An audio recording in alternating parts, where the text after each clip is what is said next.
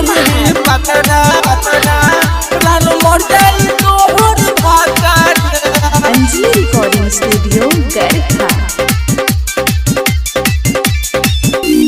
प्यार कइलू हमरा से दे देलू धोखा, शादी तू कर तारू देखी के मौका प्यार कइलू हमरा से दे देलू धोखा, शादी तू कर तारू देखी के मौका तोहरा जिंदगी को बढ़ गइल खातारा आज खातारा।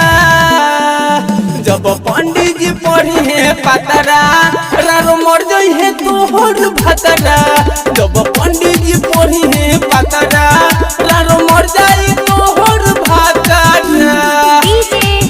रानो मर जाई तोहर भातारा।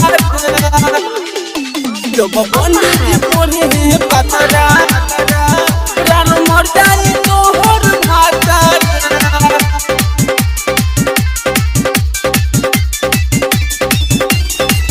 कोई से भुलाई गइलू पहिले के बतिया हो, याद क के सुतीला हम कटे नाही रतिया हो।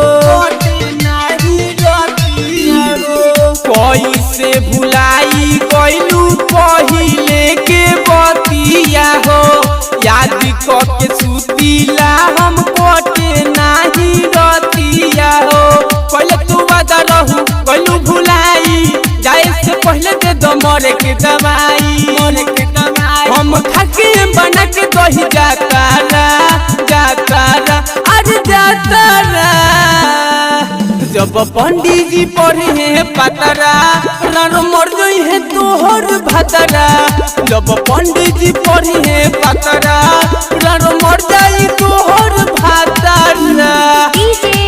रानो मर जाई तोहर भातारा।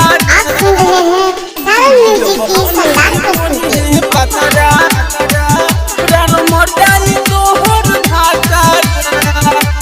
अंजीर रिकॉर्डिंग स्टूडियो गरखा। मसूरी के जात बारू काहे तू भुलाई के, मुन्ना बिहारी पूछे फेरू कामे आई के। मसूरी के जात बारू काहे तू भुलाई के, मुन्ना बिहारी पूछे फेरू कामे आई के। गौतम अकेला कहे मानी लो बतिया, नहीं तो जानिया जो होई दूर गतिया।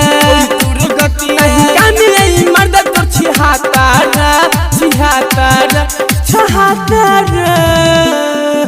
जब पंडित जी पढ़े पतरा रानो मर जाई है तोहर भातारा।